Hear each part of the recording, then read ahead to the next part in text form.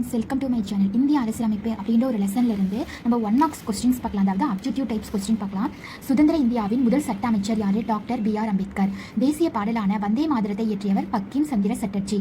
இந்தியாவின் தேசிய கீதம் ஜன கண மன. ஆனந்தமடம் என்ற புகழ்பெற்ற நாவலை எழுதியவர் பக்கிம் சந்திர சட்டர்ஜி. டேஸ் பிறந்த நாளை சர்வதேச அகிம்சை நாளாக கொண்டாடுகிறோம்? மகாத்மா காந்தி. யாரோட பிறந்த நாளை அக்டோபர் 2 அகிம்சை நாளாக கொண்டாடுறோம்னா மகாத்மா காந்தி.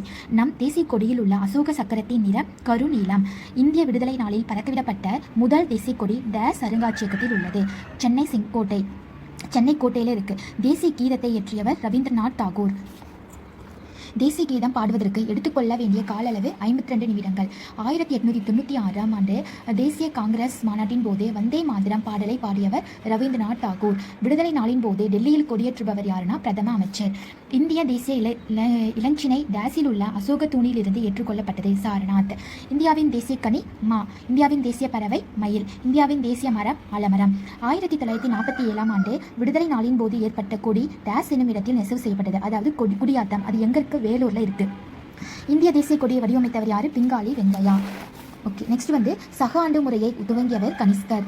தேசிய கொடியில் உள்ள அசோக சக்கரம் டேஸ் அரங்களை கொண்டது? 24. 4 முக சிங்கம் தற்போது டேஸ் அருங்காட்சியகத்தில் உள்ளது? சாரநாத். தேசிய கீதம் ஏற்றுக்கொள்ளப்பட்ட ஆண்டு 1950. டேஸ் இந்தியாவின் தேசிய நுண்ணுயிரியாக அறிவிக்கப்பட்டது? லாக்டோபேசிலஸ். அரசமைப்பு தினம் கொண்டாடப்படும் நாள் நவம்பர் 26.